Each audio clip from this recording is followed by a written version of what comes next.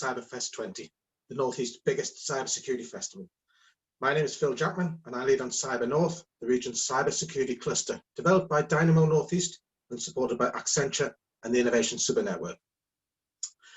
Our aim is to support the region as a great place to deliver cybersecurity services. So CyberFest, now in its third year, shows the breadth of talent and expertise that the industry has in the region, and also the wide and often complicated facets that contribute to cybersecurity. This is the 7th of 11 events that we're having during September, this time with our colleagues at Newcastle Startup Week and the Northeast Initiative on Business Ethics. Boy, if ever there was an ethical question, cybersecurity is it. But today we're going to try something a bit different and fun, and holding a debate. Now, this is something that we've never tried before, so we'll just have to see how that goes. But before the speakers start, we'd like to make a disclaimer on behalf of the great lineup of speakers. Each has been given the position to speak either for or against the motion, and their words do not necessarily reflect their opinions. Okay, this is a bit of fun. It's a bit of opportunity for us to unpick some of the issues around cybersecurity. So please don't take them to heart. If you'd like to raise a question, please can you do so through the Q&A button, and I'll try to get through as many as I can at the end of the debate. Those that we can't, we'll try to respond to in writing. So to get us underway, I'd just like to bring up Paul Lancaster, if you're there.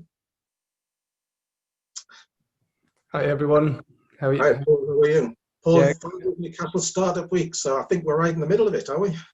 Yeah, so today is day 3, funding and finance of the 5-day Startup Week online event. So obviously we've had to pivot from a physical event to an online event, but so today is all about money, like where is the money to start or grow a business? And so it's pretty fitting that we're doing a kind of a fringe event or an association when we're talking about the banking sector. So some of our delegates are kind of sat in a private Facebook group at the moment, but some are joining us here. They're dipping out to join us for this, and they'll be moving backwards and forwards. Yeah. Excellent. So pivot is such a startup word, but tell us how you've had to change because of COVID.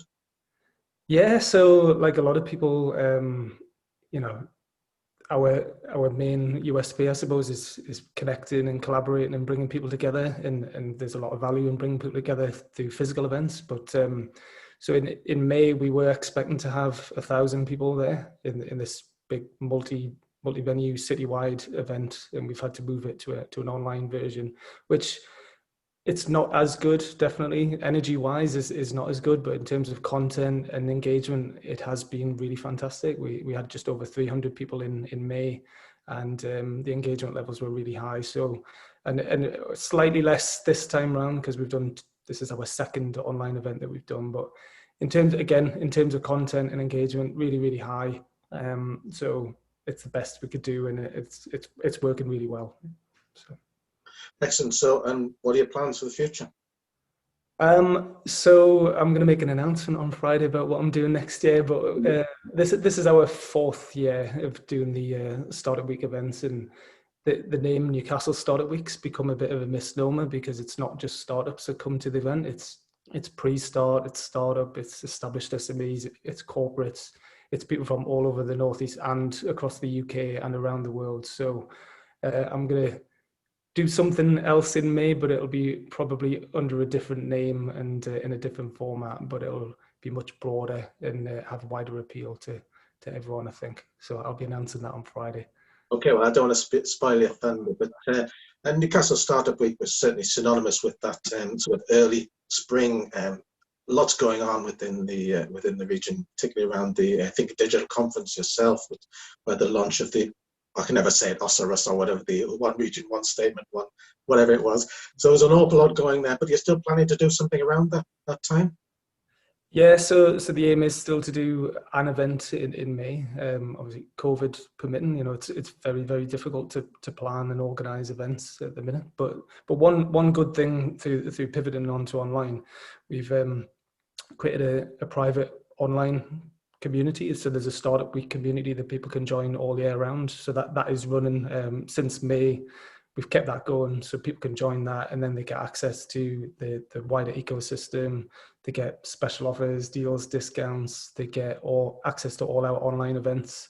So there's the event we did in May. There's the one this week. Every month we do an event called Founders Friday, which is on the last Friday of the month. And Yeah, just lots of special guests dipping in and out to do exclusive videos all year round. So Monday to Friday, even though we're not doing the actual events all year round, we still stick to the same themes of Monday inspiration, Tuesday getting started, Wednesday funding and finance, Thursday growing and scaling, and Friday keep going or pivot. So every Monday to Friday since May, we've been doing something along those themes. Excellent. So it's really about business growth, isn't it? That whole, that I suppose that's why you need to pivot the idea. Yeah. So how do you think businesses are coping in terms of getting started or growing within these very difficult times? Have you noticed anything, any nuggets that you'd like to bring us to our attention? I mean, definitely, I think, I feel quite fortunate, obviously, that I do have a good network online and offline. So I'm always just a tweet or a phone call away from, I've got lots of good people around me, but even so, I think it is very difficult if you're working in isolation or if you don't have friends or family around you who are starting businesses to actually know where to go for the best help and advice. So I think more and more I'm realizing that the value of the Startup Week events, the physical events and the online events, is that kind of reassurance and kind of being amongst similar like-minded people who can keep you motivated and inspired, and kind of because it is difficult once you make a decision to start something new, whether it's a brand new business or just a new product or service, to know that there are other people out there that you can learn from, and the best advice is from people who've already been there and done that, other fellow business owners or entrepreneurs or business leaders. So I think that's the real value that we provide, is that kind of you're all part of one big community. Absolutely. Being an entrepreneur or being a business can be a lonely place at times, and I think having a community of like-minded people who collaborate and compete, there's that word, was it collaboration or what it is? I never know what the right word is. So I wanted to also talk about the Northeast Initiative on Business Ethics. I was going to ask Caroline Theobald to come and join us at the moment, but unfortunately she's not well, so get well soon, Caroline. Hope to see you back up and running soon.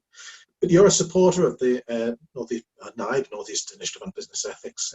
How important do you think is having an ethical position to new businesses? Again, I kind of feel like the role, I have a bit of a role through the events and all the stuff that I'm doing. If I'm trying to inspire or encourage more people to start new businesses, I feel there's a bit of responsibility to get people to start them in the right way. If you know what I mean, like with a good kind of social purpose or some sort of benefit to society or community.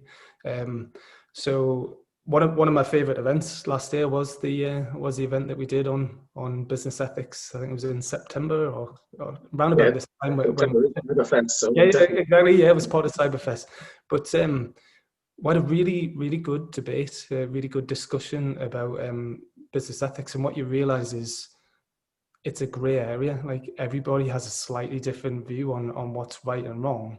But then the only way to get consensus is to discuss it, and then I think if we can sort of agree as a community, again, as a city or a region, okay, this is how we want businesses to operate, or these are the type of businesses that we want in our local area, then that's really important. So definitely the type of speakers that I tend to choose seem like they're usually chosen because they have good morals or good ethics behind them. And especially when it comes to technology, just because you can do something doesn't mean you should. You should always be thinking, okay, is this who is this to the benefit of? Is it purely to the benefit of the business and the shareholders, or is there a benefit to the users or the community as well?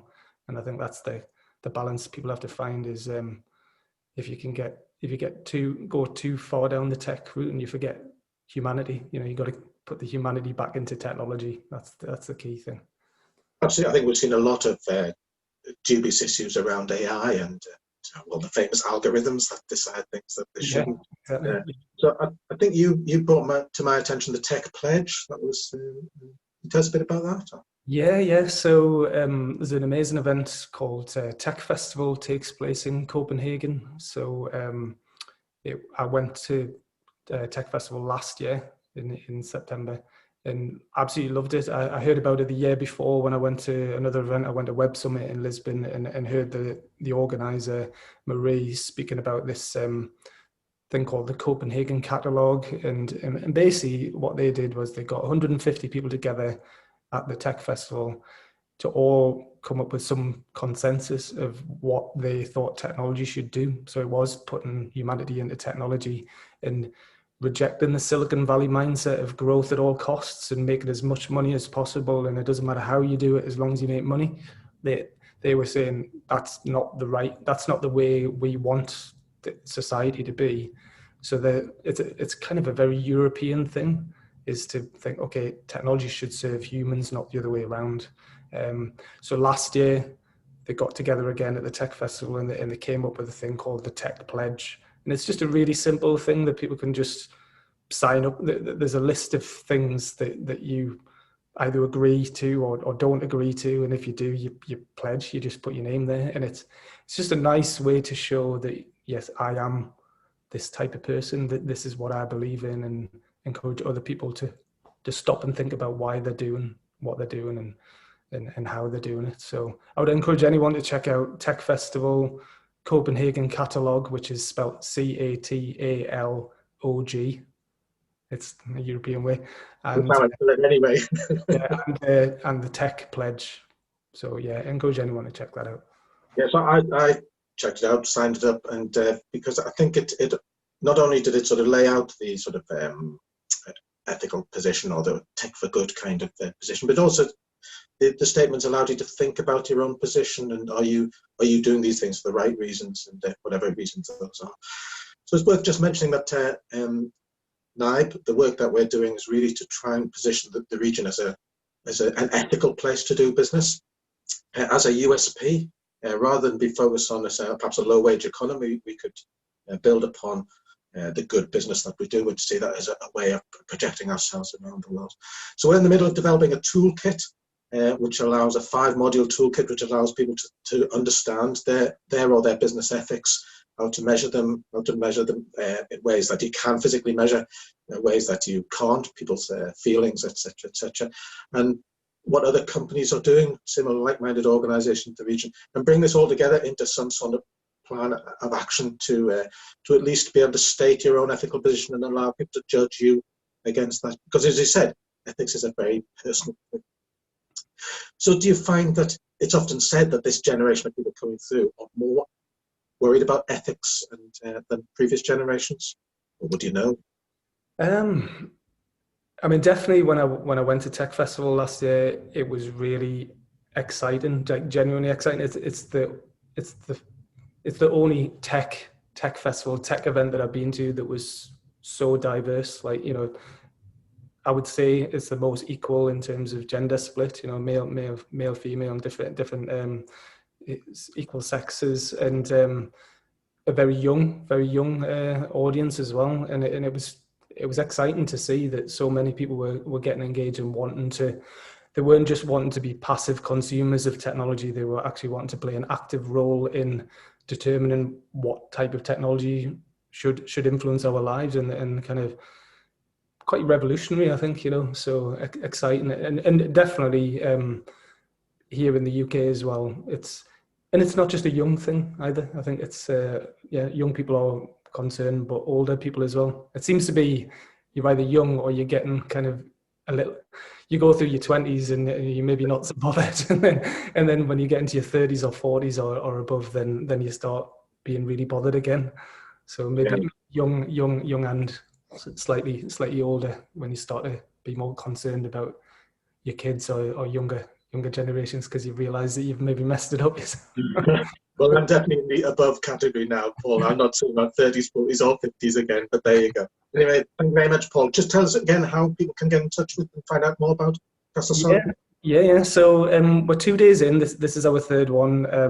Third day, but people can still buy tickets until 3:00 on Friday, and all the talks that we've had so far, you can watch them back on replay. So everything's being broadcast through our private Facebook group. There's a really active, supportive community in there right now. So best thing to do is if people go to newcastlestartupweek.com/blog, and they'll see pinned to the top details of the Startup Week online event. Tickets are £25 for access to the event. That gives you access for 2 weeks. Or if you wanted to be joined for the full year, 12 months, and support everything that we're doing, it's £75 to become a member of the Startup Week community. But like I say, amazing talks already the last 2 days, and more to come today, all about where is the money to start and grow a business. And we've got a really exciting interview about a really exciting new venture capital fund, which is launching in the Northeast. So that's an exclusive interview we've got about a thing called Northeast Capital, and it's specifically focused on IP-rich science and engineering startups, scale-ups, and university spin-outs. So if that's of interest to anyone, I encourage you to check that out. Excellent. Thanks, Paul, and a great segue. But by the way, if you're interested in the Northeast Initiative on Business Ethics, it's nibe.org.uk. Hope to see you there. Okay, thanks, Paul. And so we can ask you just to bring the 4 speakers up now, please. So I'd like to welcome to the stage Tom Johnson, ethical hacker and social engineer, who's going to speak for the motion. Rosib Mirza, security business partner at RBS, who's going to speak against. Aydin Sultan, who's the head of VAT and indirect tax at MHA Tate Walker, who's going to speak for. And Karen Elliott, senior lecturer and associate professor in fintech at Newcastle University Business School. Well, that's some business card, who's going to speak against the motion. Are we all here? So we are going to run, give you 5 minutes each, first speaking for the motion, then speaking against the motion. I'm going to time you. It doesn't matter if you come under, that's fine. If you're going over, I shall have a note to somehow let you know that you've got a minute left, and we'll take it from there. Okay? But just remember the disclaimer. Okay, Tom, are you available? I'm ready and waiting. Okay, so the motion, if I remember, is that cybercrime is a catalyst for change in the banking sector. So you have 5 minutes to talk for the motion. Then try not to destroy my career at the same time. Okay, so hello guys, my name's Tom Johnson. I'm an ethical hacker and cybersecurity guy. I've been asked by Cyberfest to talk for the motion of how it's a catalyst of change in the banking sector. Now, please let me state for the record, I am an ethical hacker. So from this moment in time, I want you to know that I do not support cybercrime. But this is tongue-in-cheek, and I'm trying my best to fight my corner. So, no doubt, cybercrime has had a massive, massive impact on businesses across the world, individuals as well. And there's been no more proactive companies than the banking and financial sector in looking at new and innovative techniques to defend their assets from these bad guys. So these bad guys could be script kiddies who don't really know a lot and who are just targeting these financial sort of structures to cause problems. It could go as far as hacktivists wanting to make a statement, cyber criminals who are intent on stealing money and transferring money from account to account, etc., and even as far as nation state. So by looking at it that way, the banking industry are constantly under threat, absolutely all of the time. So my view is by thinking like a bad guy gives the edge to defending against one. And since they are constantly under threat, they have to think like the bad guy.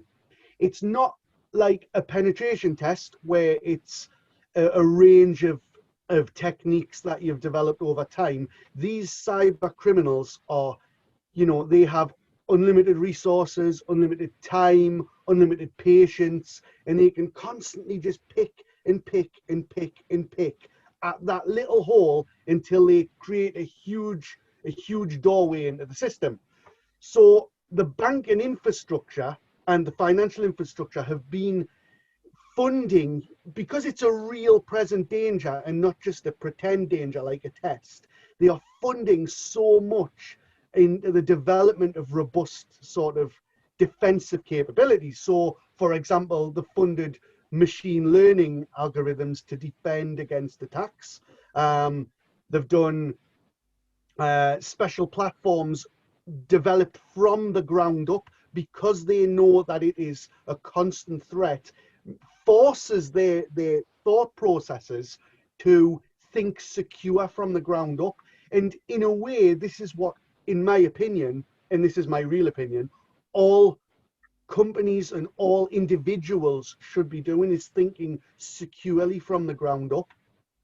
They've invested in new authentication methods. They've invested in even internal audit trails specialized to sort of track things better. So they're not just investing in the technology, but they're also investing in the people as well. And that's really, really good. So basically, I think what I'm trying to say is, by seeing real attacks constantly from a plethora of different locations, forces them to drive secure systems. It forces all companies that they work with as well. They require companies that they work with to have great information security policies, etc., etc. And I do believe that they are innovating the industry.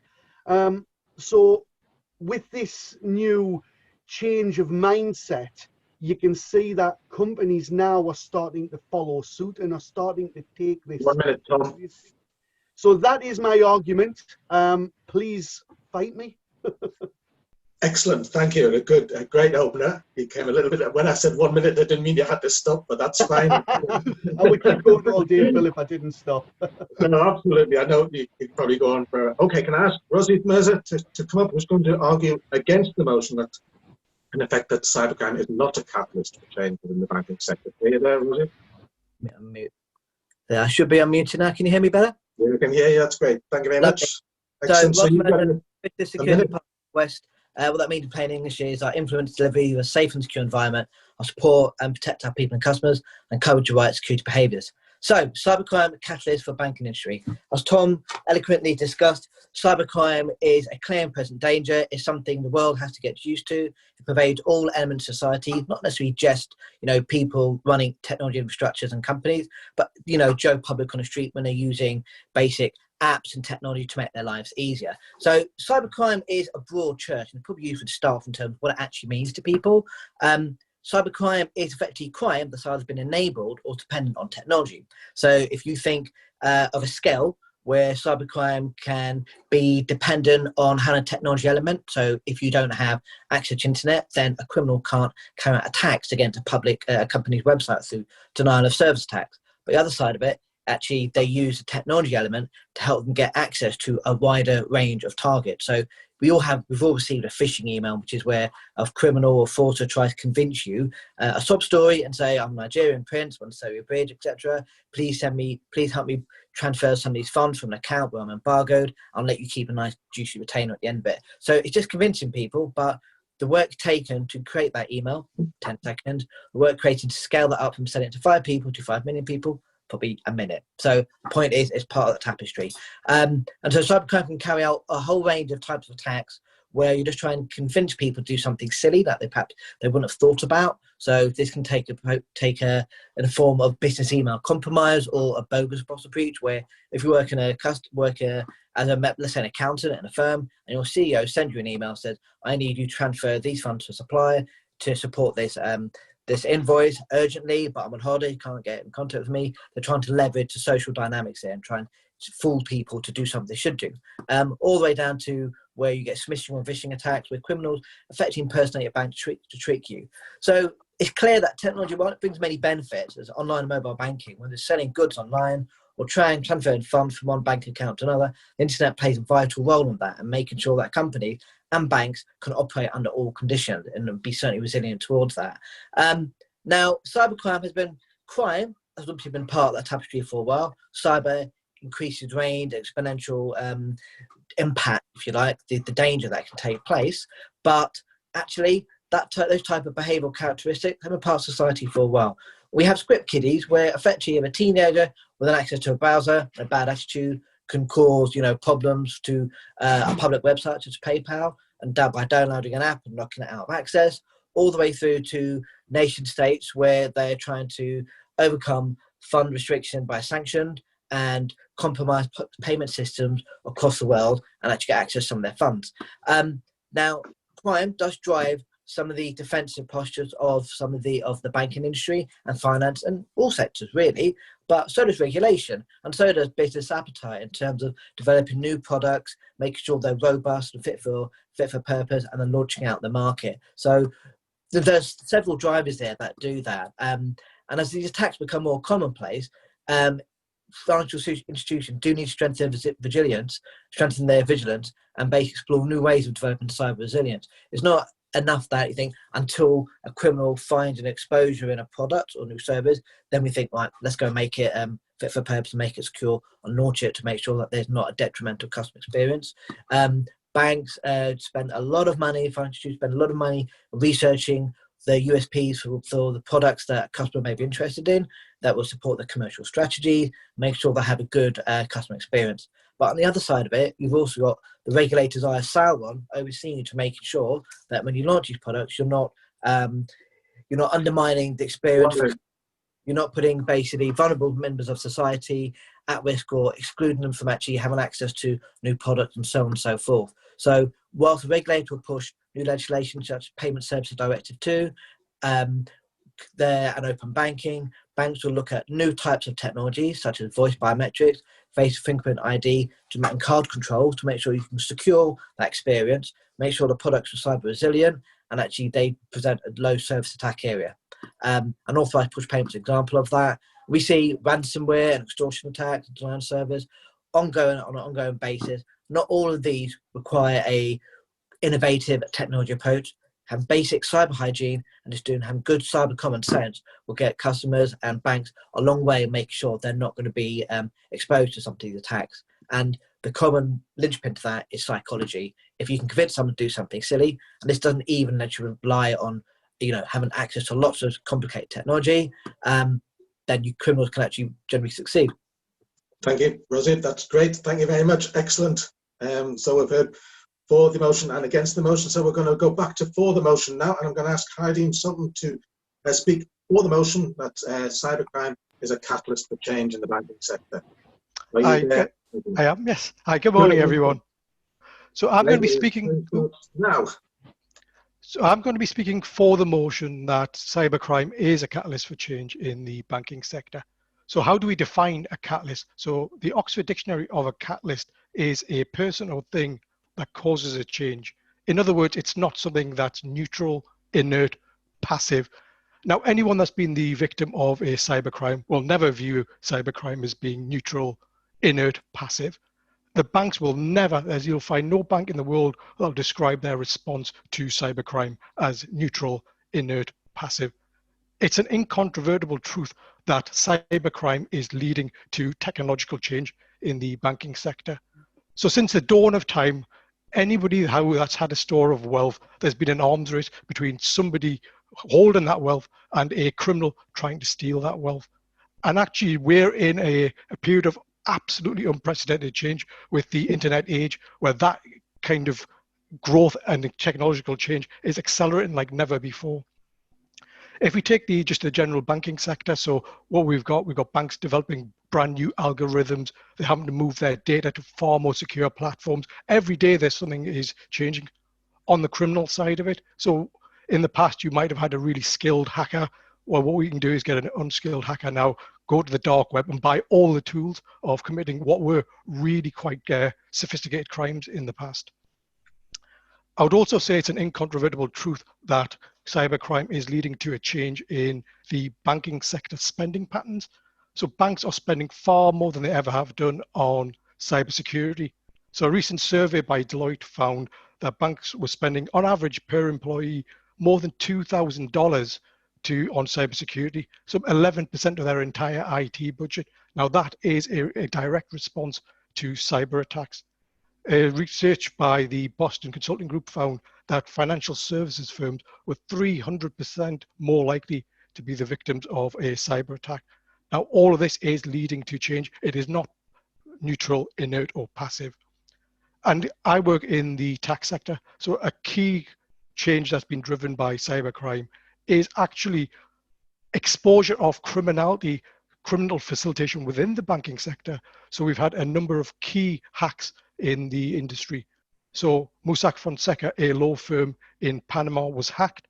That led to the distribution of millions of files of data, which exposed an international network of criminality, offshore banking, shell corporations, which involved more than 500 banks around the world. We've got the Panama Papers, again, another hack of a Bermudan law firm this time. The International Consortium of Investigative Journalists have kind of found another hack just in the last couple of days. So this is now a hack of Treasury documents, which shows $2 trillion worth of money that's gone through the banking system that relates to potential criminal organized crime, facilitation of terrorism. And actually, the International Consortium of Investigative Journalists that discovered the Panama Papers, the Paradise Papers, and the latest hacks, they've actually followed the impact of that exposure.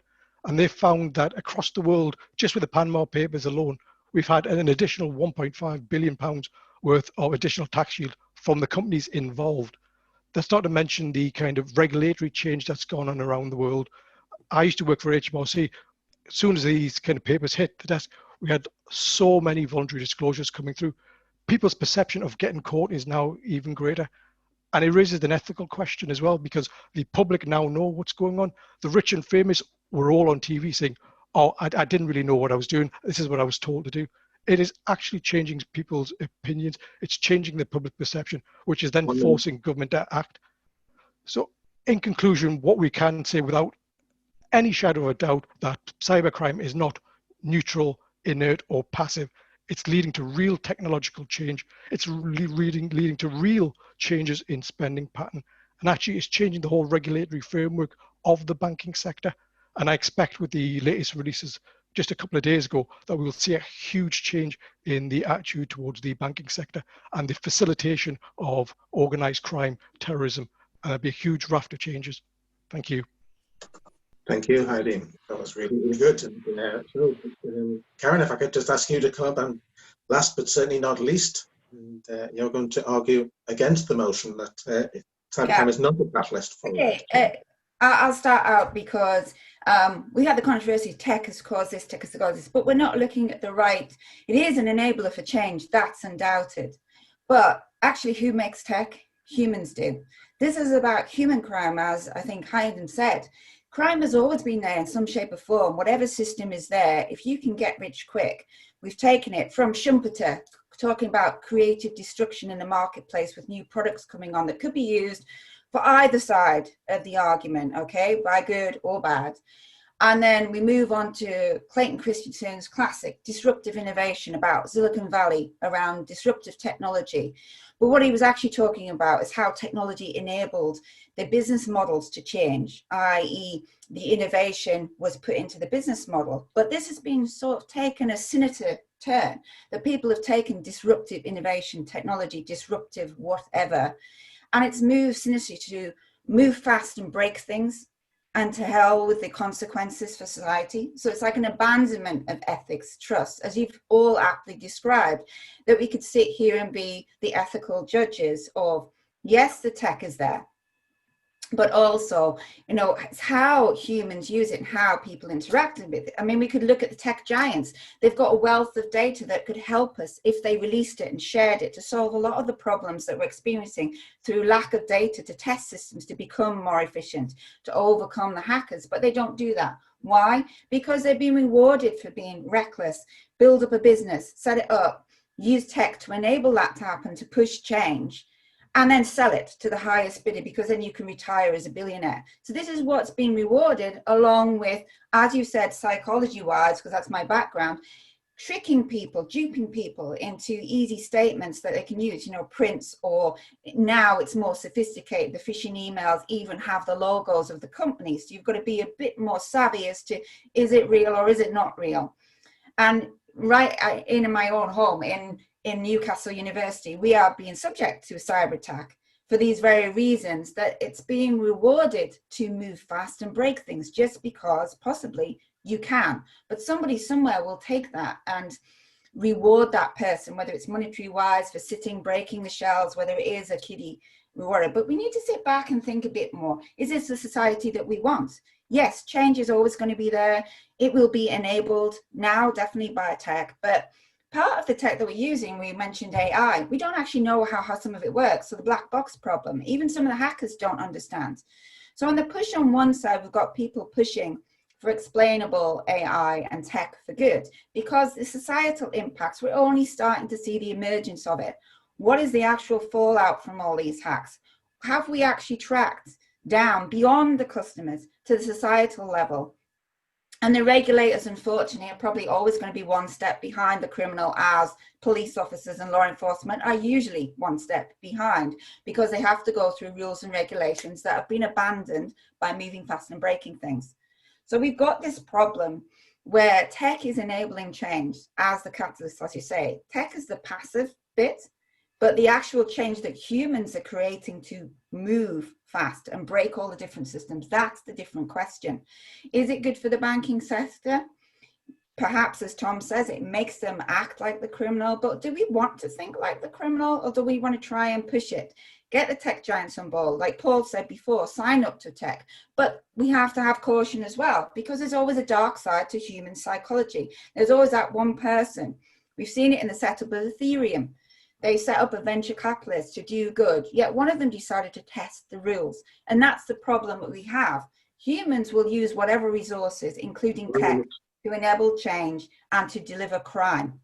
Humans build the tech, they advance the tech. But we've got to stop and think about what we're doing, because it's cornered culture. We're now, some of us don't even care when we press the button to release our data to these companies. And who knows what they're doing with it, because they're not being open and transparent. And then on the other side, it's also undermining democracy, because are you truly free to choose what you're doing? I mean, we know where we are with our phones. Somebody's tracking us somewhere. Is that truly ethical? So I think we've got a problem, not only in banking, and it is a big issue for banking, because I think the ramifications of this are only starting to be unpacked by researchers and industry, and there should be more collaboration there as well to actually fully understand the problem. But if these larger tech giants who now dictate that we reward you for breaking things and abandoning the ethics, etc., to a certain extent, why are we then surprised that the hackers go forward and do this? So I think there's a different question. Yes, it's a catalyst. Do I agree with it? No, because I think there's a bigger problem behind waiting for society. And unfortunately, when we've got a purpose motive and a profit motive clashing by the enablement of tech, then we have a bigger societal problem to address. Because if we continue to move fast and break things, there's going to be a lot of fallout for people who don't have access. That happens to be there, I'm afraid. Get through things. Okay. Yeah. Thank you very much, Karen. Some great and good luck with bringing democracy into the argument as well. So thank you very much. Okay, right. What I'm going to ask to do now is to Sophie to bring up Dawn, my friend and colleague from Dynamo Northeast, and ask the speakers to just go and have a think. They'll have an opportunity to come back and respond to some of the arguments that they've just heard in a few minutes. Okay, Dawn, are you there? I've just unmuted myself. Can you see me? Excellent, I can, Dawn. How are you? I'm very well, Phil. Or I was well before my head got completely mashed by these arguments. Right, okay. Well, let's have a quick talk about Dynamo and FinTech, and you lead on a FinTech cluster. Do you want to tell us a bit more about that? Yeah, it's basically the FinTech cluster was brought about to highlight the level of activity that's actually going on in the sector in the northeast of England. It encompasses a huge range of areas. So it is cybersecurity, it is payments, it's investment banking, it's savings. It's a whole raft of disciplines. But one thing is for sure, that actually the impact of cybercrime feels its effect on all of them. So, I mean, I'm aware of big companies like Sage, like Newcastle Startup, yeah, so they're big players in finance. What about some of the names that we may not have heard of, or less household names in the region? Well, there are quite a few companies that you wouldn't have heard of that actually are executing the back office functions for some of the big neobanks, such as Monzo, Starling, Revolut. Of course, we've got Atom Bank, of course, that has built its home in Durham. And we've also got companies such as Caspian. Caspian are a company that looks at identity fraud. It applies artificial intelligence to that model, and that's actually received a large amount of funding recently from Nasdaq Ventures, and they're based here in Newcastle by St James's Park. There's a very strong argument to say that cybercrime has benefited the financial technology sector as a whole, because it has spawned a whole new area of business in preventing this crime. In the olden days, where you just had a guy running into a bank with a gun, there weren't that many companies that were paid to stop him. I think it's a whole new area of industry now. Yes, why bother using a gun when you can use your online tools and techniques? Not that I'm capable of that. So in terms of the cluster then that you're developing, what are you doing to try and corral this sector? We encourage different elements to have conversations with each other, to come together when we were able to meet face to face in very informal settings to find out what each other were doing, where they could work collaboratively on projects. There's a company called Canny Payments that we work very closely with that has a reporting and reconciliation platform for anybody that's processing payments. In the relatively early stages of their development, they were working with Newcastle University to look at how they could get disparate data sets to talk to each other, because behind all this is data.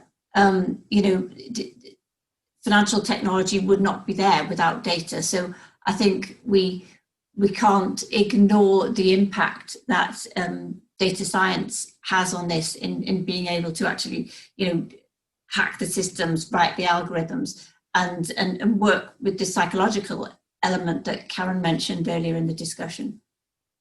So of course, Newcastle is big in data with the National Information Centre for Data, right square in the centre of the city. So it's a big bedfellow with financial sector, but it's also a big bedfellow with cybersecurity. I think being able to crunch big numbers will help fight against cybersecurity. So have you got any events planned or anything for this? I know these are difficult times, Dawn, but have you got any events planned in the coming months? Oh yeah, we've got a couple that are in the making. I don't want to announce them yet because we need to put more flesh on the bones. We are hoping to do something with Tech Nation. We are also looking to do a regional event. I'm desperately sad that the pubs are open because they're closed for those big meetings. They're open, yeah, they're still open, but we can't obviously gather in them and have an ale or two to help lubricate those conversations. But it's about keeping the community going. I think that's the important thing. And obviously we're able to do it through events like this. And I think sometimes what these online events do, they are really just the grit in the oyster, because that gets those conversations going that people then go further and have one-to-one discussions after that. I think that one of the things that perhaps hasn't been mentioned so far in the discussion is the element of personal responsibility in cybercrime as well. So as I just mentioned earlier, we've got a very strong payment sector here in the northeast of England.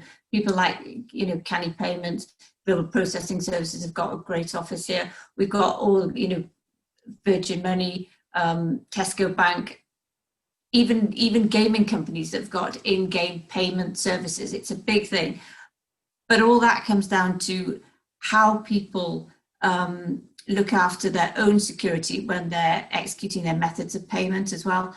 And I think it is an area that will continue to grow in this region. And we just want to keep those groups coming together, having those conversations and taking the temperature of the market as well. So a huge opportunity for the region. And so what have you made of the debate so far? Well, I keep scribbling down notes and I kind of, it's been interesting. I'm not sure that it's entirely a catalyst for change, because yes, there's a lot of money being thrown at this and it would be great to sort of have that preemptive resilience in the market, but as we all know, some of the brightest criminals are as clever or as equal, or brighter than the people working on the right side of the law. So very often they are more than capable of not just responding to the measures that the banks are putting in place, but actually thinking ahead of them. Who knows where it will go? I suspect it will just continue to be a vicious circle, each feeding off the other. To be honest, I think it will be very difficult to have a winner in this debate. So I'm looking forward to hearing a bit more of the discussion. Well, I think you're going to have to decide, Dawn. So there you go. But anyway, it's a bit like it's an arms race. It's an evolution. And I've asked the question in many of the of these events to people who are educating the next wave of cybersecurity experts in how do you teach good as opposed to bad. And the truth is, it's exactly the same tools, and it's up to personal responsibility which side of the line that Absolutely. Well, and is it all right to do a bad thing for a good reason? Ah, now you're really straying into ethical territory. So I think that's yeah. Okay, thanks, Dawn. Sophie, can I ask you to bring the speakers back up again, please, or the debaters back up again? And we're going to run through again, but in the same order. We have the opportunity to refute, respond, come up with new arguments for or against in terms of what you were against the motion. So, Tom, are you back up? Hello, can you hear me? I can now. So you've had 20, 30 minutes off doing nothing, and you had a chance to think about it. Well, I can give it my best shot because there was some great arguments on both sides. Right, so, okay. Well, you've got 5 minutes and the same rules, and you don't have to take them all, but your start time starts now. I've got 4 things that I'd like to sort of counteract against. So, Rozib said we don't need to be attacked to use regulation, and to a certain extent, I can agree with that statement in a perfect world. But this is not a perfect world. I mean, my question back to you is, how do you regulate against something that is unknown? Yes, we can regulate against things that are known attacks and techniques, but if it's something completely new, how can you regulate against it? That's the wild card.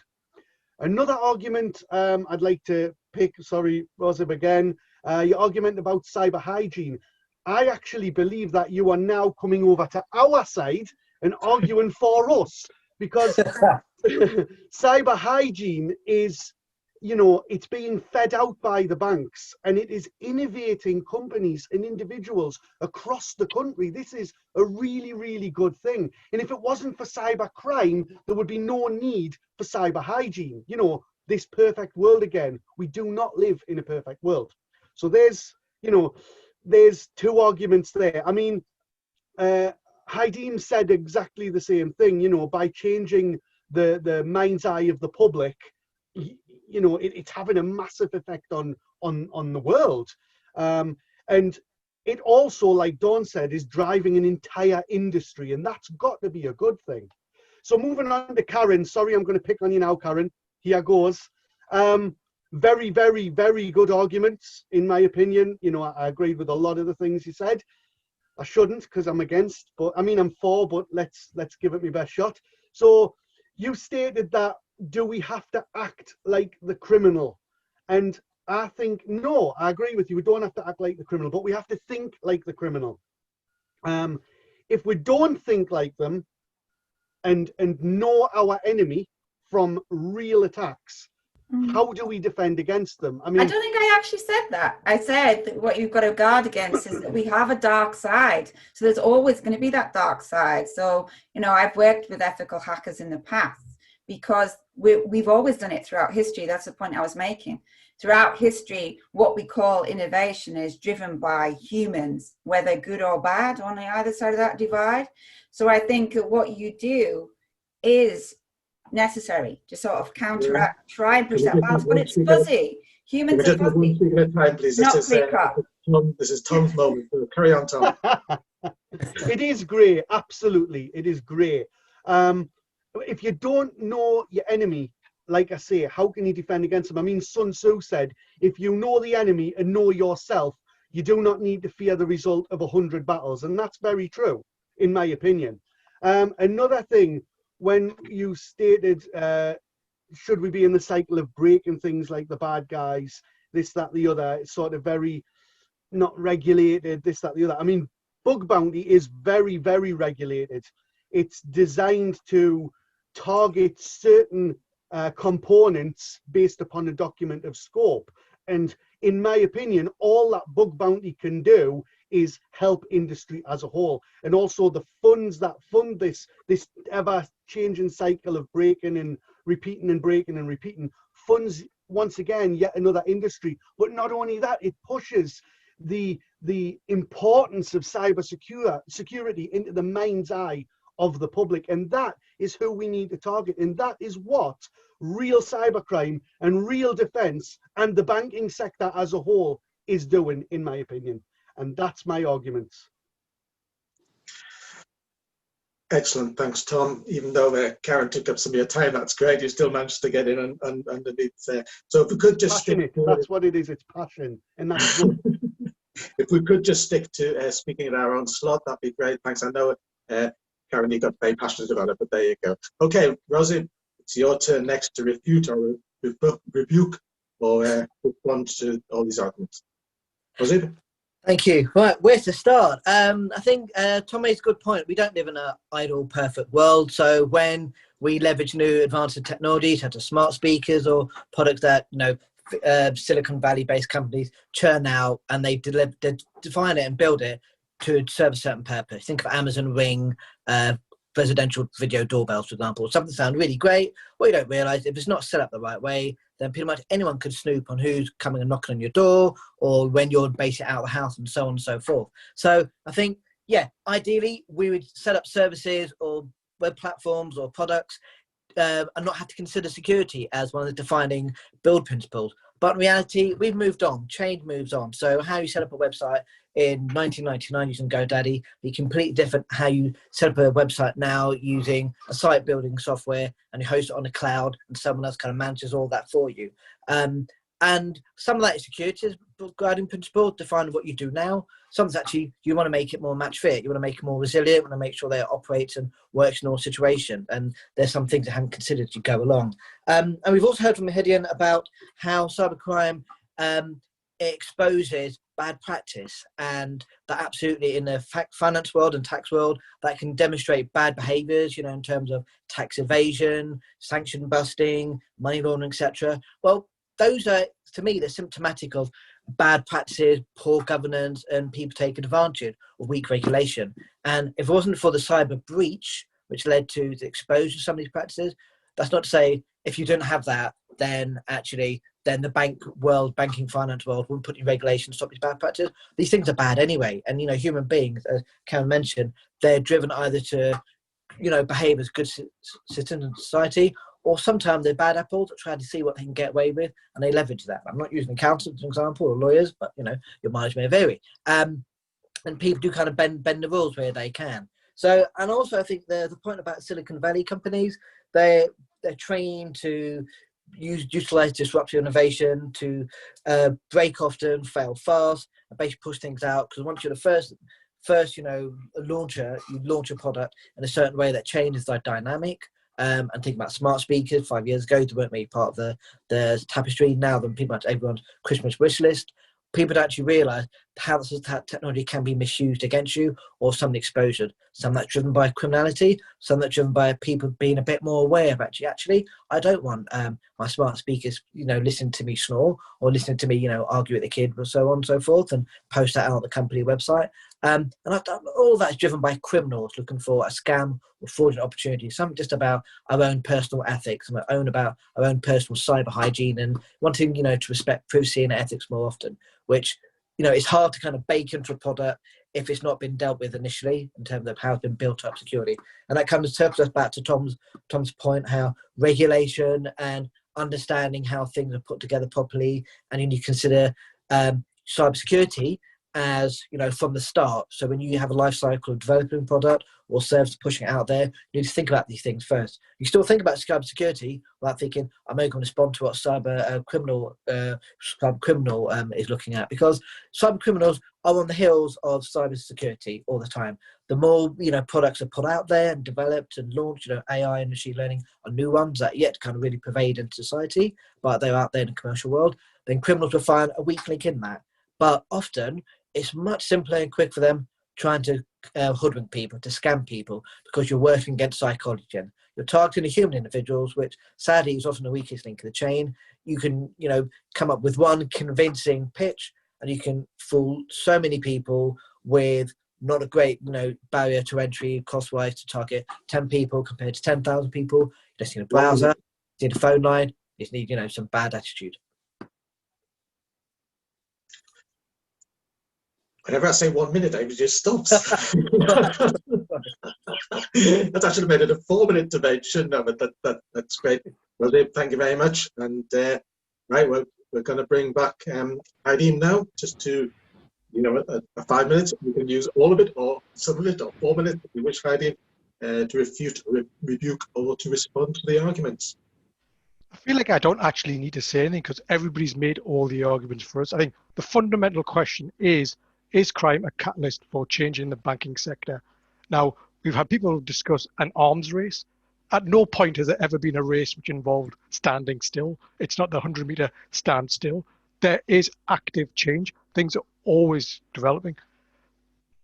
If you take criminality's always been there. It's not going to go away.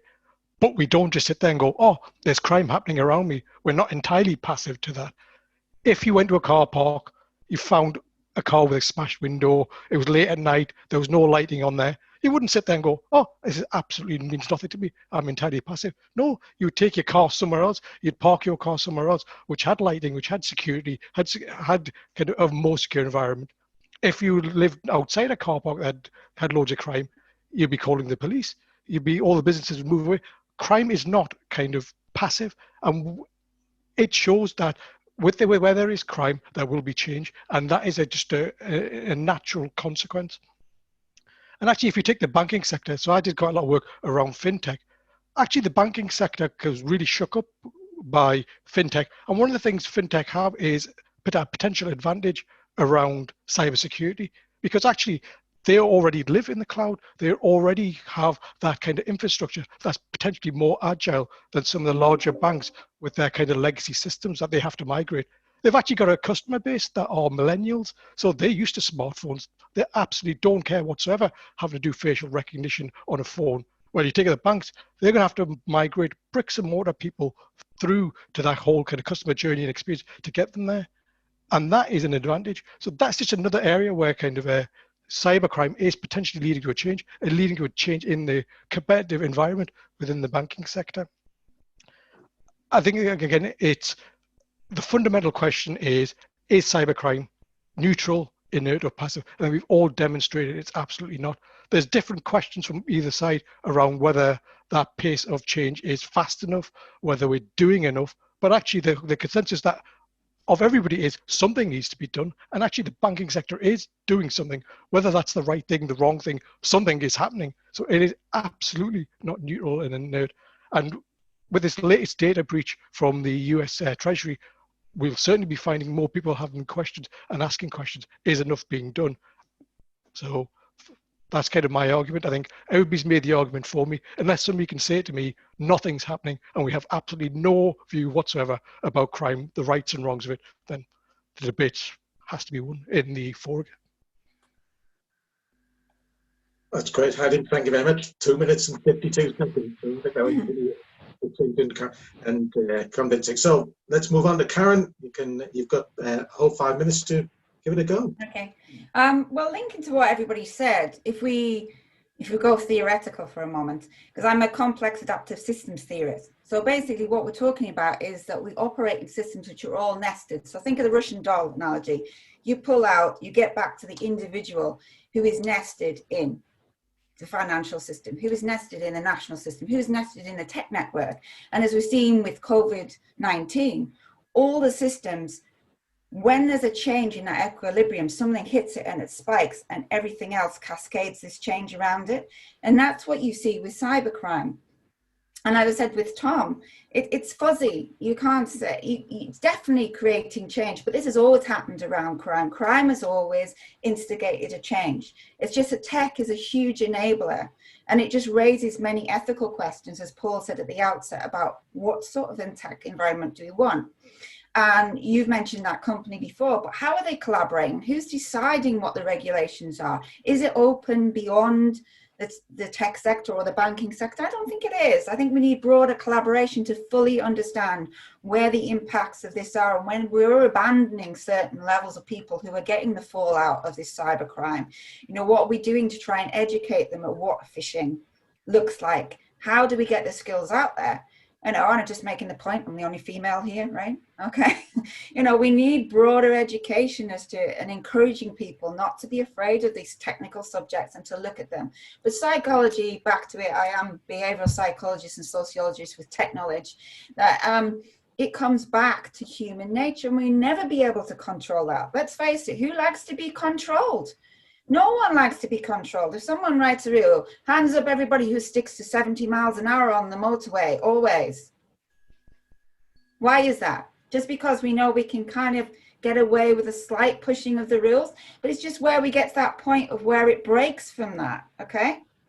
So rules are there to be fudgy. But I think what we do need to work across the complex adaptive system, and humans, by the way, are just conscious ones. We're conscious, complex adaptive systems. We take in information, like I'll take in information from this today. I'll process it and think about how it will change, how I think, how I behave, what information I look for, who I collaborate with, to get more of an understanding of what's going on and how we can look at crime and help people in crime.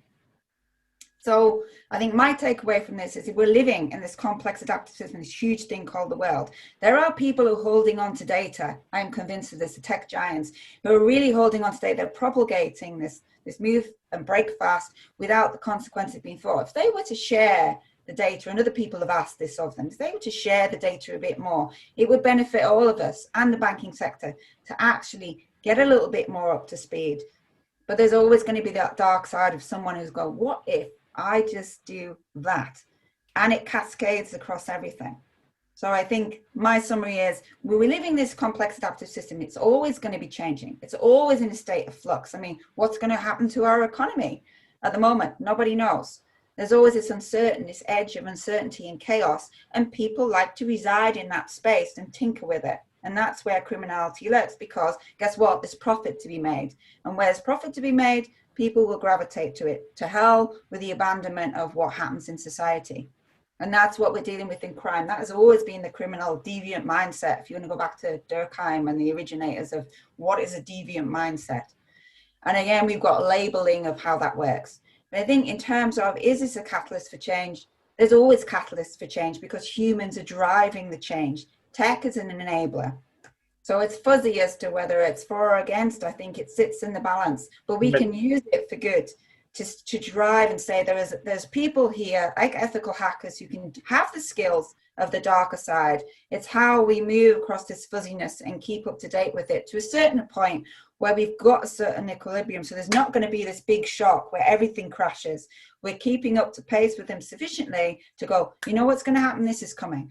But I think if we have more open debate and ethical debate and tech sign-ups like Paul was talking about, this actually gets it into our consciousness. And once it gets into our consciousness, we'll actually hopefully care a little bit more about what's happening with our data, about Alexa listening to us, which scares me because what's happening with that data there, that I keep getting emails, if I had one, telling me what I should buy, which is like almost like subliminal messaging and mind control. I don't want to be controlled by Jeff Bezos. I really don't. So I think what we've got with the complex adaptive system is more sharing, more collaboration to fully understand and unpack from different perspectives. And then we'll move towards catching up somewhat with crime and get regulation that's agreed, not just for customers, but for society as a whole. So I'm tech for good.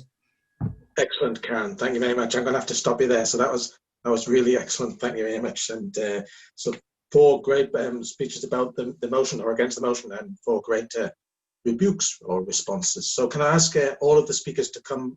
Sophie, if you could bring all of the speakers up and we'll just have a conversation. We can have that argument now that we need to have. Okay, my first question then, come on, this is just good versus bad. It's yin versus yang, and isn't this human nature? Who would like to start? Tom, you give us a start because I can see you. Because I'm gobby. Okay.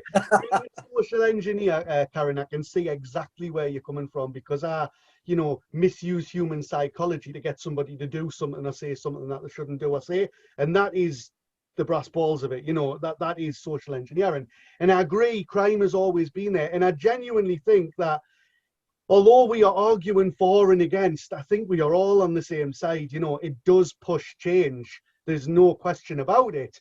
But, there's also the fact that it costs lots of money as well. And then we look at the fact that, it funds multiple organizations and it builds a whole awareness. So I genuinely, I come into this trying to fight for it, but really thinking against it. And now I'm sort of, like you say, in between. I think this has been really, really helpful for me. Excellent. I can't really say much more. Karen, would you like to come in? You were arguing against Tom before. I got you thinking. Well, like I say, it's fuzzy. It's like the Venn diagram. You've got the bit in the middle there that we struggle to explain. And because of human nature, we can't fully explain, because what's true today will not necessarily be true tomorrow. Something might happen in our systems that informs us to change the way we think and perceive. It could be speaking to Tom, it could be speaking to anyone. But I truly think that if we had a little bit more openness about the data that these big tech giants have got, then democracy wouldn't be so undermined, because at the moment they're holding all the cards and hiding behind the Silicon Valley, disrupt or be disrupted. Which, when you're doing a startup, you want to be disruptive, you want to disrupt the market, you're looking for that gap. But it also has to come back with a caution around business ethics, like you're saying. Is that really what I want to do? What's your purpose? And I found that a lot of millennials coming through, to quote Dan Pink, it's like autonomy, mastery, and purpose. They want to have a purpose. They want to look at climate change through finance and these sort of things as well. It's not just the traditional profit versus purpose. But we've got the dark side of humans, as Tom is dealing with on an everyday basis. So I think what the debate has done is really opened up that we need more collaboration, but humans are, particularly an individual human, is very unpredictable in how they're going to behave and how they're going to use tools. I say it was one individual in the Ethereum who decided to just, if I just do that, am I or am I not breaking the rules? And they couldn't decide. In Ethereum, they could not decide. So this is where we've got this fuzzy crossover, that it's not clear cut. But what I will agree with is that catalyst, crime always brings a change. So thanks, James. Razib, you're actually in the banking sector. This must be an enormous strain upon the industry. So part of my, I get through a lot of pairs of shoes. Part of my role is to go out and give presentations on cybercrime, fraud awareness, to investors, to clients, counterparty, to charities, and Joe Public as well. Not just through people that bank with us, people in the industry, or just non-customers. And one thing to be aware of, a lot of people kind of see technology as either a panacea or solve lots of problems, or this big scary thing. And when you mentioned cybercrime, I think, my God, I'm not technical at all. I don't understand all that. Let the grandchildren worry about that. Why would someone want to compromise me? I have nothing of any value. You think, well, actually, you've got reputation, you've got livelihood, you probably have savings, you have, your own personal brand. And none of that's got anything to do with technology, but technology exposes you to a greater service attack area. You click on the wrong thing, or you respond to, an unsolicited email or text, and you trust a human being, you're a good person, you trust someone who's legitimate when they kind of approach you, say, do you know what, something's happened on your bank account or your Amazon account, we need you to carry out these set of action to protect yourself. Trust us, we'll get you through this. And what you've got to bear in mind is technology brings with it risks, it brings with it benefits as well, and then people always try to kind of find the holes in that security profile, of the security posture of any of these new solutions, new services. But a lot of that comes down to, social engineering that Tom mentioned, just trying to convince people to do the wrong thing and trying to kind of, fool them and bamboozle them. And that's never going to go away. And the counterpoint about, collaboration, intelligence sharing. So the banking industry is, I'm being biased here, but they're much more robust and mature intelligence sharing about new attacks, new types of, trends and MOs from fraudsters, criminals, that move across a variety of areas. From the script kiddie, which is basically someone who's downloaded an app and can knock out PayPal's website because all his mates are doing it on, the day that school breaks up, all the way to nation states that try to get around sanctions and actually try and break into tier one banks or financial institutions and redirect funds being transferred directly to them. So there's a whole range of things that happen, whole range of controls that are continually being adapted and revised approach. So in order to actually stay one step ahead of criminals, and order to make sure that, what you're delivering is actually match fit and robust, you do need to share information, share war stories and say, have you seen this? Is this right? Does this make sense to you? So banking world does that with intelligence agencies. We do it with, government security departments like National Cybersecurity Centre, which is the human face of GCHQ. We do it with other banks. We do other, law enforcement entities relationship, and do it on an international scale, because technology doesn't stick you in one silo in one part of the world. Your data can traverse national borders into different remits or areas supervised different law enforcement agencies, and they all have to follow various governance, rules, and regulations, how they share information, how they react, how they track a cyber attack or breach, and actually where the criminals are and where the victims are. And that's a huge collaborative approach. It's complex, it takes work, but it can be done with input and the right ethos for everyone. Excellent, Rosie. I think it's a couple of nice segues there. First of all, it's worth saying that we have NCSC, the National Cybersecurity Centre, talking at an event on Tuesday that we've got, an event that they asked us to put on about cyber first. But can I just bring Heidi in here? We talk about governance, and Tate Walker, big governance is, that's part of your business. So how important is cybersecurity to be wedded into governance?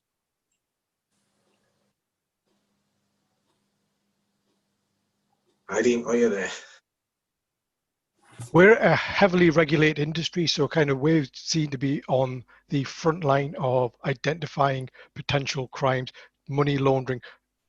We're an integral part of that chain. We're part of a profession, so we have professional obligations to uphold the rule of law. And actually, there's a big part of the debate which hasn't really been discussed on the ethics side of it. So if you take some of the large banks, especially the US banks, they have a fundamentally different view on what the role of a company is. So from an ethical perspective, the role of a company is creating wealth for the shareholders of that company. And actually, a lot of the things that have been done around the world, which in some jurisdictions might be considered to be crimes, were actually considered to be part of their shareholders' fiduciary duty. It's one thing to say that a criminal that steals money from a pensioner is definitely a bad person, but actually in the business world, that is a continuum. There isn't that's definitely bad, that's definitely good. I think we need to have an awareness of this. And one of the biggest shifts within the taxation area is being the understanding around governments are now pushing people to go around the spirit of the law rather than just the letter of the law. So I work in VAT, which is a European tax, and that has its principles around proportionality, fiscal neutrality. It's about what is the intention of that legislation. You take the US example, it's a very rules-based system, and actually it's not that people are intentionally being criminal. Well, actually, if the rules allow you to do something, then people feel that actually I am allowed to do that. I should be allowed to do that. And even with criminals, a lot of it's about opportunity. Are we creating the opportunities to allow them to do that? If I'm living in sub-Saharan Africa and I have to feed my family, I can't do that I can get money very, very quickly by using a bot from the dark web, and I can feed my entire family. I can do lots of things. The whole debate's a lot wider than that, I think. And where we sit as a an accountancy profession is we have to try and act as the middleman to try and stem the flow of the legal activity, report where we have an obligation to report. But actually, we've also got to look after our our client base and say, look, what you're doing is within the spirit, it's within the letter of the law. And actually, we have a duty, and you have a duty to protect the wealth of shareholders. And actually, that's the job security of all employees. It's it goes far wider. It's actually that whole supply chain. One person goes in that supply chain, well, you've got a knock-on impact to hundreds and hundreds of businesses, hundreds and hundreds of livelihoods. So it's not a black and white kind of business is bad, business is trying to do all evil things. It's absolutely not that. Just want to add that kind of balance. It's a huge minefield, and that's what fascinates me about business ethics, is that there are no really true ethical businesses. You're all on a continuum somewhere, and everything we do has ethical consequences. But can I just bring Paul in, because you raised the point about getting the balance between security and usability. Do you just want to explain the thing? Yeah, so I posted something in the chat if anyone wants to read it, but it was just about getting the balance right between security and usability, because too much security risks becoming inconvenient to the customer. So it was a kind of a question to the banks is, at what point does a bank decide it's time to increase levels of security by asking customers to jump through more hoops? Because I'm assuming that's not a decision that's taken lightly, but already you might have authentication, you might have it's a two-factor authentication. You might have to have like one of those little calculator things that you have to put your card in and you put your PIN code in. And then I just got an email yesterday from a bank saying I now have to do another step now if I think something's suspicious. And the first reaction is, oh, bloody hell, another thing that I have to do, which might make things more of a hassle for me. So it's a question about balance. So I'll bring the speakers in a minute, but my first reaction is, how do I know it's the bank who've actually asked me to do this? I think the constant battle between how the bank represents as the bank as opposed to the criminals trying to represent themselves as the bank. But Dawn, we had a little conversation before this about is there a huge difference between the good guys and the bad guys? They're using very similar tools and techniques. Do you think there's an opportunity here in the region to try and develop and think about these things as people are developing new products? Yeah, I think there is, and some of it actually is helped by the very geographically defined nature of the region that we are.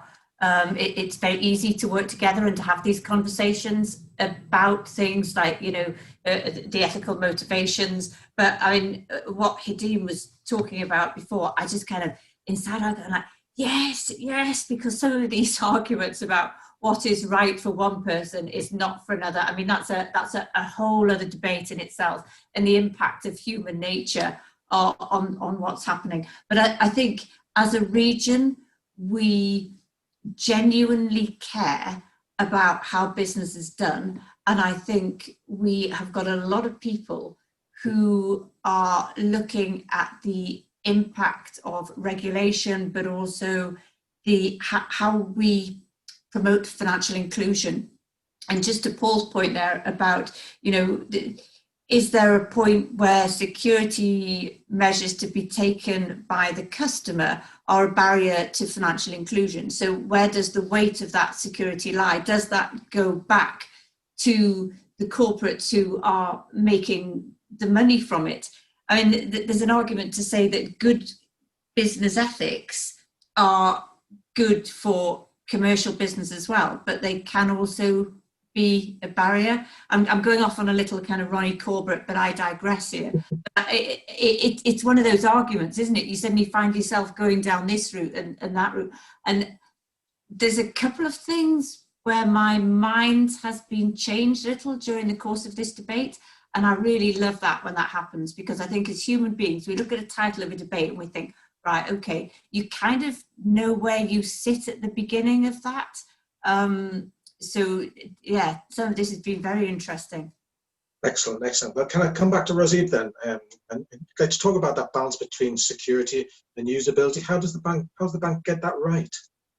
So to quote Columbo, here's my just one more thing moment.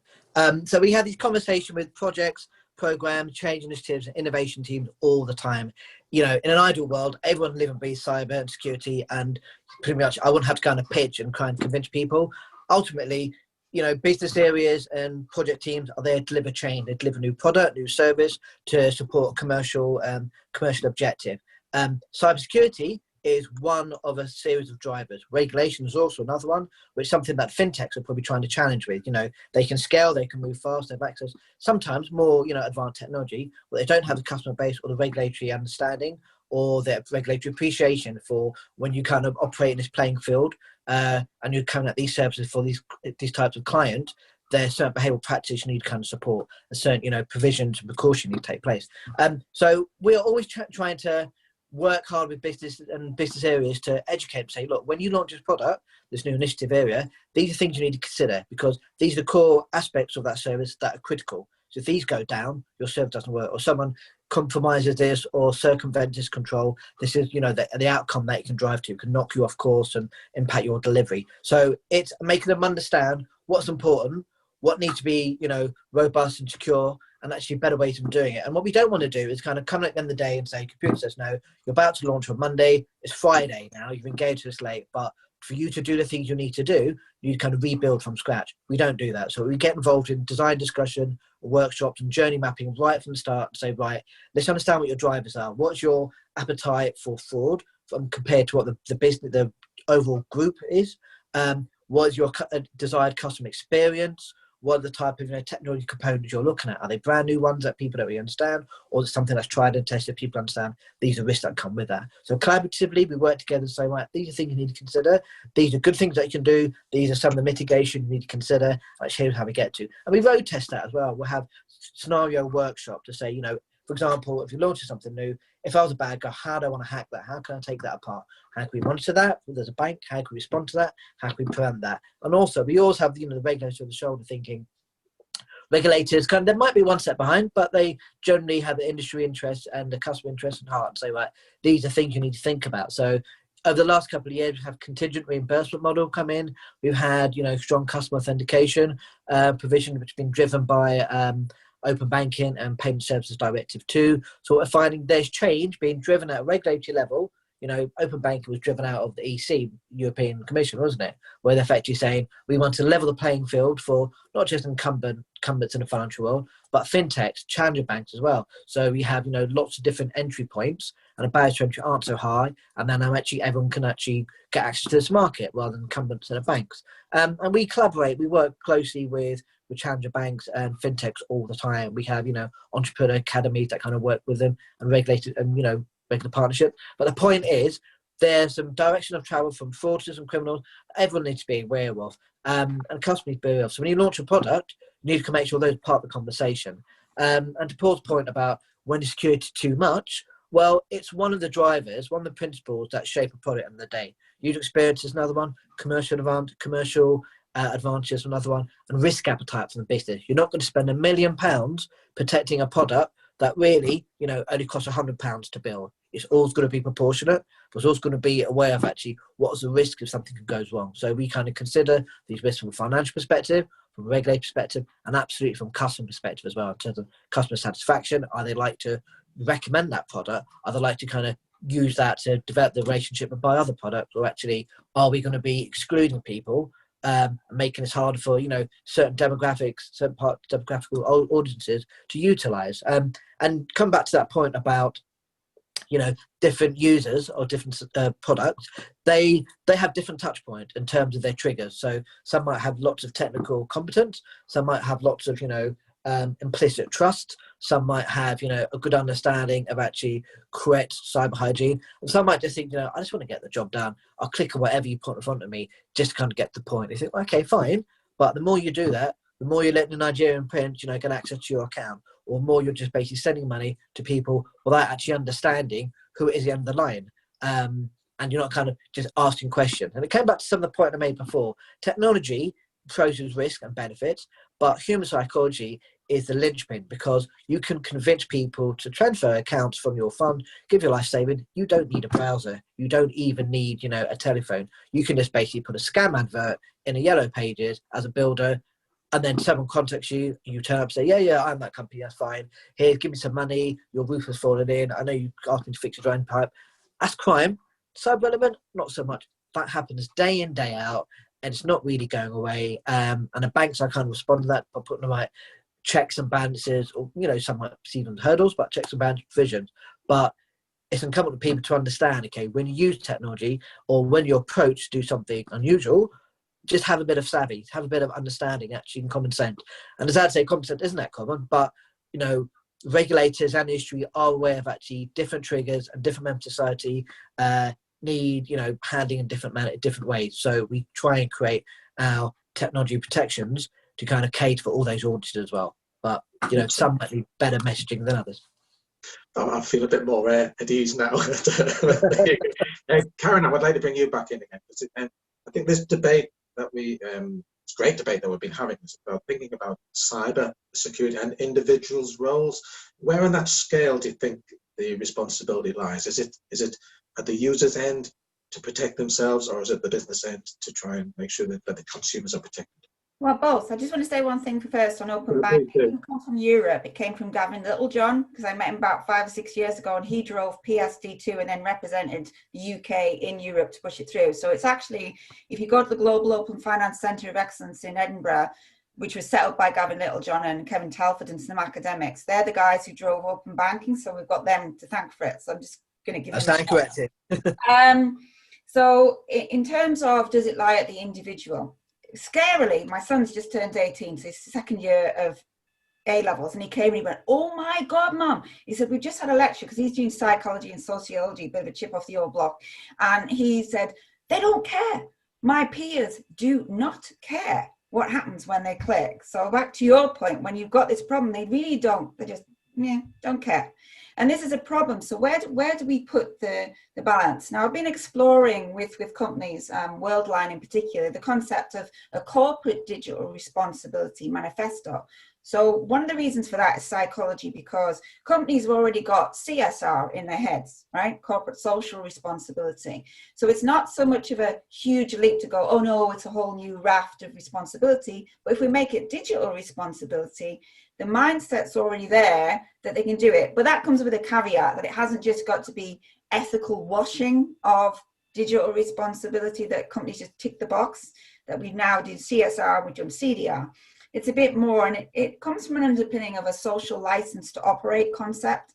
Like how do we look at the consumer, ensure that we've got a broad understanding of what UX is and who's deciding? And against that goes all the way up through the system. Who decides what the regulations are? Have we truly got that collaborative openness at the top? So I've got, just a plug, I've got a big fellowship bid in at the moment looking at this. How do we create collaborative digital regulation tools, a suite of them, because they need to be agile and adaptive to actually respond to the emergent change that will come out of these systems. So I want to work more closely with industry, because some of the stuff you're saying, Rosa, is really interesting. But a lot of the time, companies don't work with the universities to have this knowledge transfer going on. And, one without the other lacks something to get that broader message out there. It's one of my passions, because I come from an industry background who's then become an academic. Yeah. And I think that's where we're lacking. So to answer your question, is it corporate responsibility or is it individual?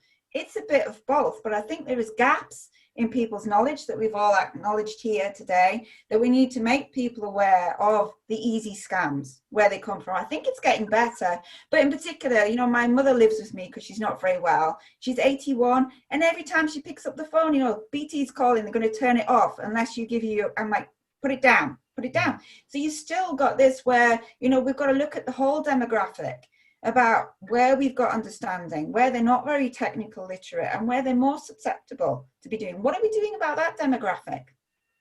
I don't know, not that much. So we've got to have this broad view of the complex system and how it oscillates. And I say, by having these calls, it does make you think differently, Dawn, because you're like, oh, I didn't think about that. So then you go off and look at it. But I think sometimes companies do get a bit siloed, and universities are no different. They get siloed in their little levels of knowledge. But if we can try and open it up, and that's one of my passions, as you can probably tell, is to try and bridge that and open it up. Because the key project that I led, that Dawn knows, it's called FinTrust, Trust Engineering in FinTech. So we're looking at producing an ethical toolkit that can wrap around your current algorithms to draw out some bias. But I am also fundamentally interested in who's making these regulations, who decides, because as we've delved into machine learning, that we still got that bias and lack of diversity into the decisions that are going into the machine learning that are causing the problems. So there's a whole raft of issues that we're just starting to pull and tease and unpack. And then you've got crime in and around and inherent to that system as well, that are using tech as the enabler. So I think the responsibility lies across society and those who are in the positions to look at the UX, to look at power. We need to be thinking more broadly, that's my opinion, and to educate individuals. Well, you're brought along for your opinion, Council. That's great. You're right about my mum's 89, and if it's the gas board, BT, or the post office, then they're the most 3 trusted brands. They believe everything. This strays into Tom's territory, I think, about social engineering. And can you just tell us a bit about how companies can learn from what you do in terms of taking the kind of negative things that have happened and turn those into a positive? Yes, absolutely. First of all, Karen, I think your point about corporate social responsibility is absolutely bang on. I think it's a really good sort of transition to train the masses. And what I try to do individually is I try to go out and inspire young minds to follow the right path and to do the right thing. I do part-time lecturing at colleges, etc., etc. So bang on, you've dropped the mic there. Absolutely dropped the mic there. Regarding my work doing social engineering attacks, I always, when I start off, I have a very strong document of scope with the client. I always say to the client, whoever gets manipulated, because sometimes you do have to manipulate, I try to influence most of the time, but sometimes you do manipulate. Nobody gets into trouble. It's all one big learning experience. And then after I've breached, and I tend to breach most of the time, I like to prepare a full training package to go alongside that, so we can teach the people who were involved in the test how it was carried out, how it was done, how the bad guys think. You know, I get them to plan, you know, potential cyber attacks, etc., social engineering attacks. And I try to open up the eyes to the world of the bad guys, because like I said at the very beginning of my argument, if you can think like the bad guy, you can sort of spot a lot of the attacks.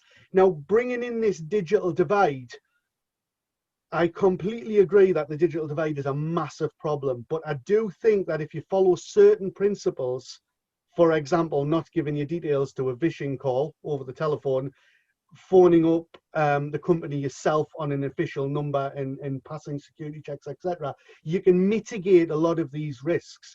The biggest advice I can give to somebody who is dealing with people on the phone, over email, we don't give enough time to make the decision whether to click on it, whether not to click on it, whether to act or whether we don't act. We need to put this buffer in place, and we need to think, why are they asking for this information? Do they need this information? Am I legally obliged to give them this information? And we need to slow down. And I think if we slow down, we will stop a lot of these attacks in the tracks. That's very easy to say in this modern world where it's all hurly-burly and decisions need to be instant. That's great, Tom. Thank you very much. I've got a question now for Heidi, and then I think we're going to I've got some short questions for each of you. But we talk about cybersecurity as if it's a technical thing, but there are many other crimes that are committed using cyber, such as money laundering, I think, is a big issue. And also we've seen this story about Amazon, some of their employees being manipulated to change or change some of the information on their site to make it easier for some companies to sell than others. You got any thoughts about that and some of the information that's coming out on this latest release?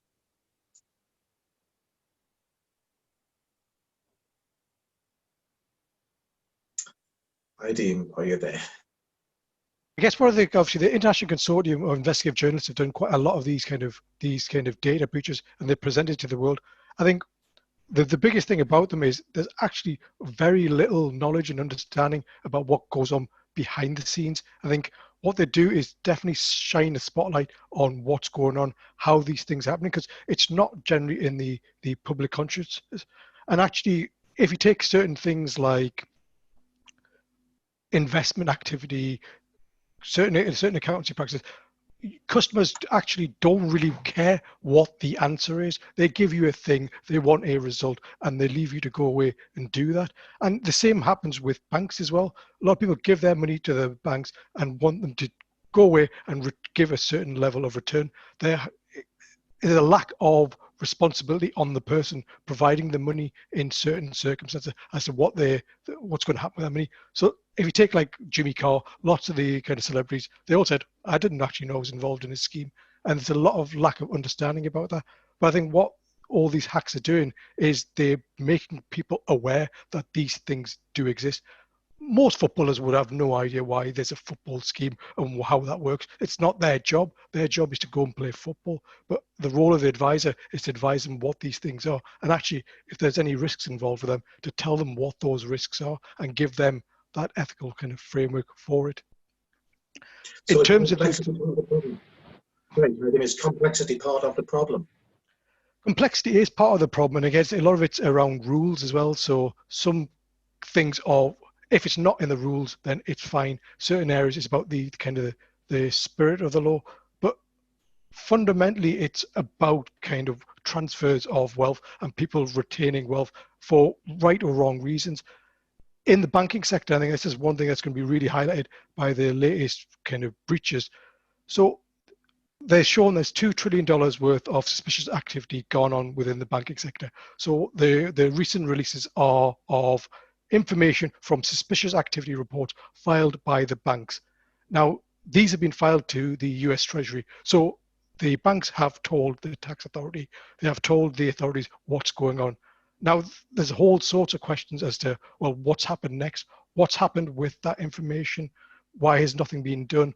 Well, why are the banks actually involved? So the banks we're talking about are some incredibly large banks.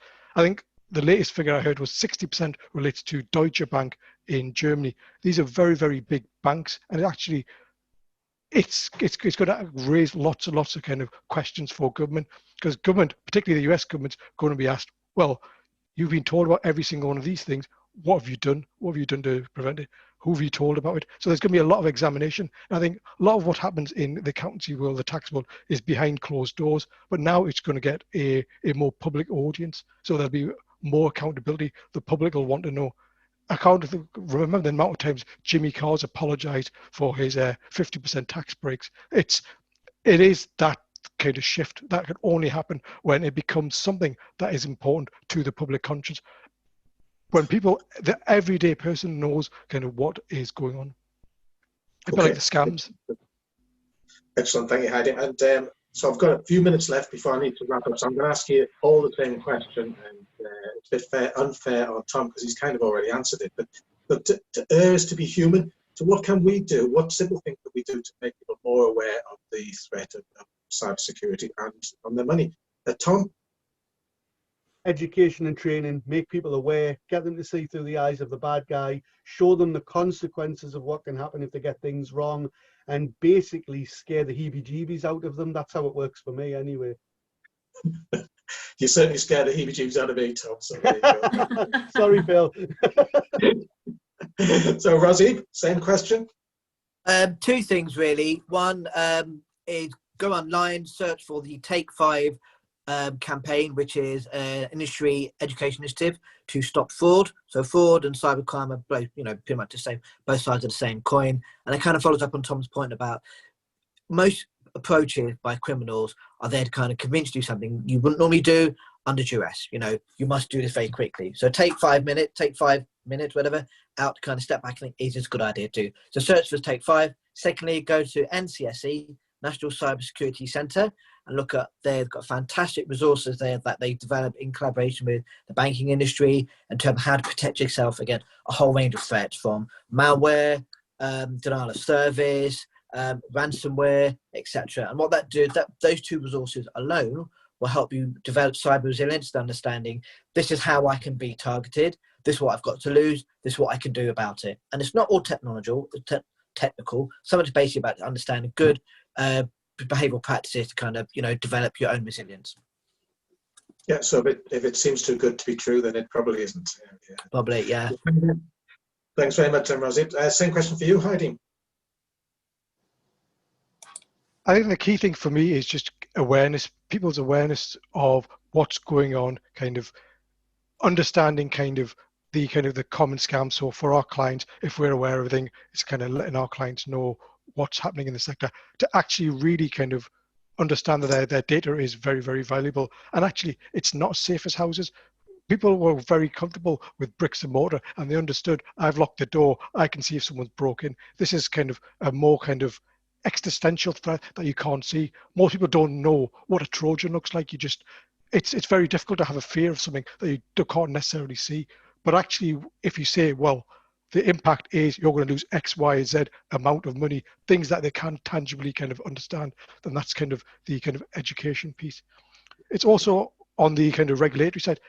Regulation's not going to resolve any of these things. Laws have been written by man since forever, and actually no law is ever perfect. There's no single interpretation of any law. That's not what's going to happen. It's about a collective understanding and creating a collective debate about what are the rights and wrongs of different things.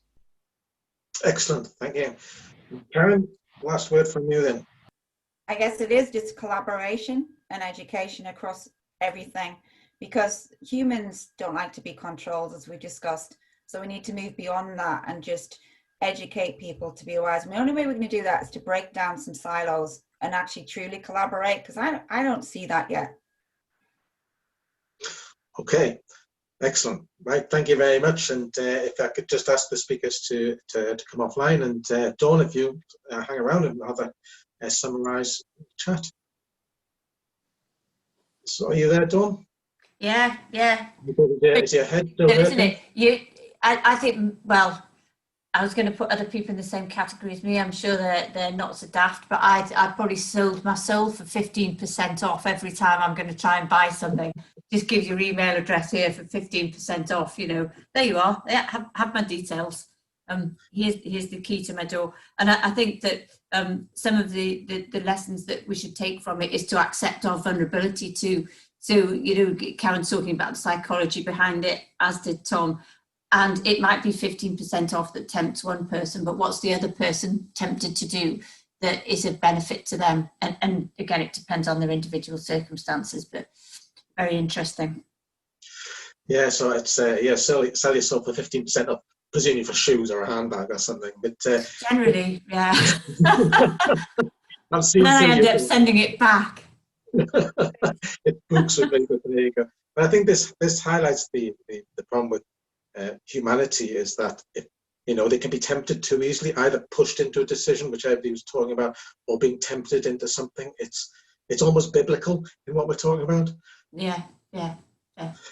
So where do you think, would you like to highlight some of the things that you've learned from this debate today? It's very difficult to draw a line, because it is that continuum that people have mentioned so often. I think one of the important things is to continue the debate, and I would probably just really endorse Karen's sense of having open debate, but also open data. I'm going to draw a comparable that is another argument altogether, and I wouldn't want to get political about it, but those that are in favour of legalizing drugs say that it will take the power away from the drug dealers, it will disenfranchise them. And I think that if you were to draw that line with data and security, once you are more open, it takes away some of the elements that the criminals are able to use in order to exploit people or systems.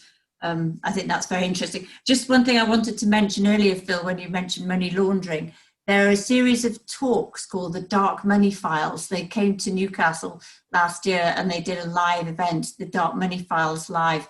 If anybody's interested in that, it's a fascinating series of podcasts that looks at various angles, right from the purchase of art that was highlighted recently in the HSBC revelations, to lots of other elements, and to another thing that I discovered online this week, and heaven knows if it'll ever come to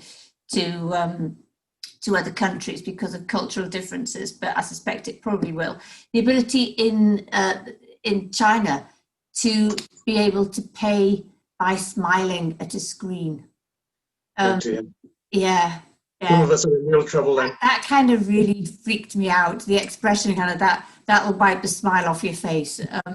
came to mind, but it is, yeah, it's all to do with the facial recognition systems there, and completely different culture. But I thought that's a whole other cat flap to go under, isn't it? That opens up the world beyond that. Right. Okay. Well, I'll avoid that cat flap, but I must admit I'll check out those podcasts because cryptocurrencies fascinate me, and there you go. But anyway, we'll come to that time, Dawn, when on your shoulders is the weighty responsibility of deciding who has won this debate. Is it for the motion that cybercrime is a catalyst for the banking, or against the motion?